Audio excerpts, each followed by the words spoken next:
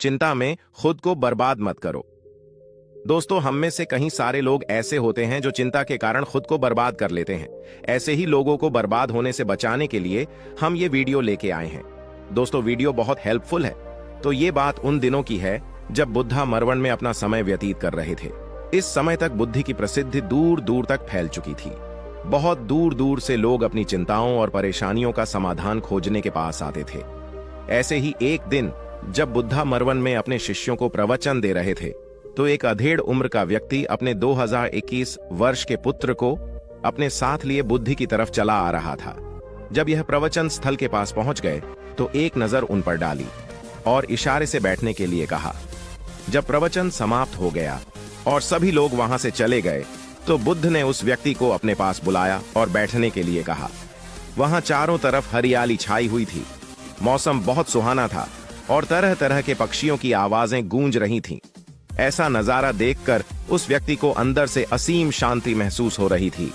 इसके बाद बुद्ध ने उस व्यक्ति से आने का कारण पूछा, तो इस पर व्यक्ति ने कहा, यह तथागत, मैं 2 दिन की लंबी यात्रा करके अपने पुत्र को आपसे मिलवाने लाया हूं। ये मेरा इकलौता पुत्र है और ये हर समय थका थका रहता है।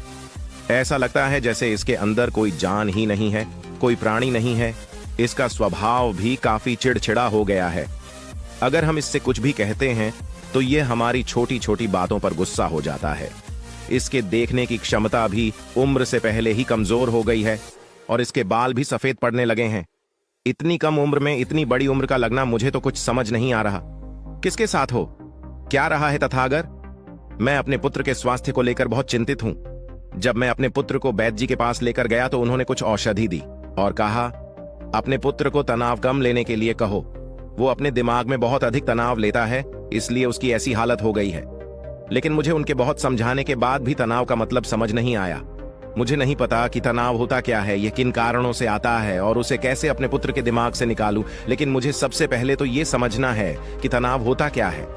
इसीलिए तथागत मैं आपके पास आया हूं। कृपया आप मेरी समस्या का समाधान कीजिए। ये सुन बुद्ध उसके पुत्र को बड़े ध्यान से देखते हैं। उसके चेहरे को देखते हैं, उसकी आंखों को देखते हैं और फिर उसके हाथों की नब्ज को भी देखते हैं। ये सारी विधि करने के पश्चात बुद्ध उस व्यक्ति से कहते हैं, तनाव लेना तो कोई नहीं चाहता, लेकिन फिर भी यह तनाव लोगों के दिमाग को दीमक की तरह पकड़ लेता है और व्यक्ति जान भी नहीं पाता कि वह तनाव में जी रहा है। लेकिन अगर व्यक्ति तनाव के कारणों को अच्छे से समझ लेता है और तनाव के बारे में कोई ऐसा पैमाना बना लेता है जिससे वह जान सके कि वह कितने तनाव में है, तो वह इस समस्या का समाधान भी खोज सकता है। सबसे पहले तो तुम ये समझो कि तनाव होता क्या है। जब भी कोई व्यक्ति कोई काम कर रहा होता है लेकिन उसका मन कहीं दूर भटक रहा होता है, कल्पनाओं में होता है, तो उसके शरीर और मन के बीच एक दूरी पैदा हो जाती है। ये दूरी जितनी अधिक होगी, व्यक्ति उतनी ही ज्यादा बेहोशी की अवस्था में होता है और शरीर व मन के बीच की इसी दूरी, इसी खिंचाव को तनाव कहा जाता है। आखिर कोई पसंदीदा खेल खेलने के बाद व्यक्ति चुस्ती और प्रसन्नता से क्यों भर जाता है, जबकि उसने तो अपने शरीर को थकाया है। लेकिन समझने वाली बात यह है कि खेलते समय मन और शरीर एक साथ पूरी तरह से उस खेल में केंद्रित होते हैं, जिससे शरीर और मन के बीच दूरी पैदा नहीं होती और कोई तनाव पैदा नहीं होता। और अगर दिमाग में कोई तनाव था भी तो वो भी दूर हो जाता है। लेकिन इसके विपरीत, जब हम कोई ऐसा काम करते हैं जो हमें पसंद नहीं है, तो हमारा ससुर तो उस काम को कर रहा होता है, लेकिन हमारा मन कहीं दूर कल्पनाओं में भटक रहा होता है, जिससे शरीर और मन के बीच एक दूरी पैदा हो गई और तनाव ने जन्म ले लिया।